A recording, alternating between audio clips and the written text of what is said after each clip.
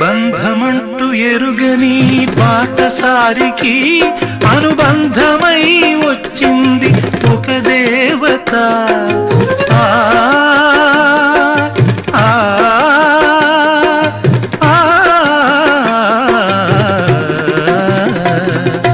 బంధమంటూ ఎరుగని బాటసారికి అనుబంధమై వచ్చింది ఒక దేవత. ఇంత చోటులోనే అంత మనసు ఉంచి, ఇంత చోటులోనే అంత మనసు ఉంచి నా సొంతమే అయ్యింది ప్రియురాలిగా. ముద్దబంతి నవ్వులో మూగ బాసలు, మూసి ఉన్న రెప్పలపై ప్రేమ లేఖలు.